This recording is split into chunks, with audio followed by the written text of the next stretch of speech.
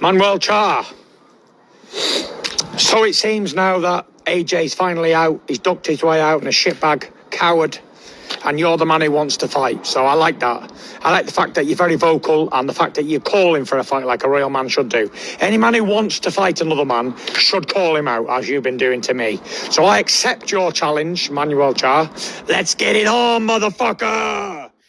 And those are the immediate words of Tyson the Gypsy King Fury as he responds to Manuel Charr's call out, aggressive call out, and it was almost like a desperate, message from Manuel Charr. But like I told you guys in that video, rest assured, that looks like it was going to be Tyson Fury's target all along, because out pops him like a jack in a box. So here's the jack coming out the box, Manuel Charr. And I notice Tyson's energy. It's very, very direct, if you notice. It's stern, it's direct. And, sure, he takes a jab at Joshua, but it's like this energy that he has, like, oh, I like that. That's how you do. You call out a fighter, and it's almost like, well, that's cool energy to have, but make sure you have that same energy consistently with everybody. Because as you guys can remember, like as of 2 days ago, 48 hours ago, Joe Joyce was calling out Tyson Fury. And Tyson Fury didn't have that same energy. He was just like, oh, well, keep your profile up, kid. Not your time. Maybe one day. I'm like, what the hell? Maybe one day. You're fighting old ass Manuel Charr that has 2 fights in 5 years? Really? You think that guy has a chance? You think we want to see you fight that guy that we ain't heard of? And when we did hear of him, how? He got slaughtered by Vitaly Klitschko. You hear more of him now because he's associating his name with yours. But that's how it works, of course, by association. That's a way associative marketing, okay? And that's exactly what Manuel Charr was doing. He was, he's marketing himself, and then all of a sudden you picked him out of all these people. And it seemed to me like he picked the weakest link, honestly. Manuel Charr is the weakest link. Hey, let's not get the strongest leak, which is Usyk right now, even though we all know what happened in the Usyk situation. But then came the Joshua situation, and then the Derek Chisora situation. So you got from, weaker to weakest, you know what I mean? Then when the strongest of the links, which is Joe Joyce and guys like that, calls you out, you tell them not your time. Well, what makes it Manuel Charr's time? Counterpunch. What makes Manuel Charr credible, worthy of the WBC crown, the same crown that one man, Dillian Whyte, waited 1,000 days to get an opportunity to fight for? What gives Manuel Charr? He's on another sanctioning body, the WBA.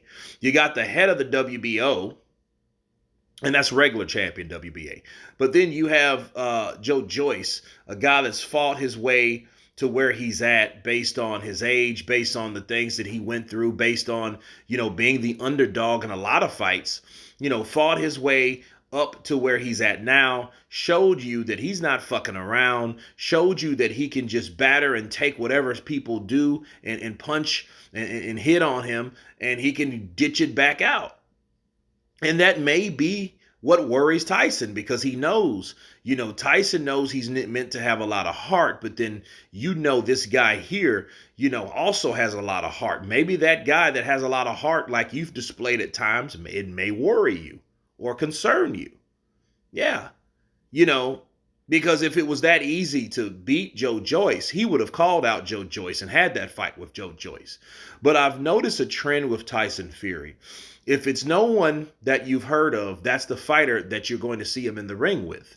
Safar Safiri, I never heard of him. Francisco Pianetta, I never heard of him. Tom Swartz, I never heard of him. These guys, I get Kabayel, I never heard of him.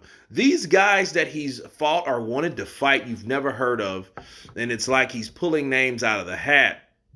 And it's almost like they do research on the possible low-risk fighter that they can possibly fight and still look good to give him a tune-up. But again, you're calling out Joshua to fight Manuel Charr. That's just like saying, you know what? I want a ribeye steak for fucking breakfast, but I think I'm gonna get this damn half a hot dog with old ass relish on it. That it's just crazy. But my thing is, again, guys, just have the same energy. Because if Joe Joyce called you out, Joe Joyce is a lot credible than Manuel Charr will ever be. An undefeated fighter, someone that doesn't taste defeat, those type of dudes. Why would you pick anybody that's been defeated anyhow instead of fighting the guys that didn't?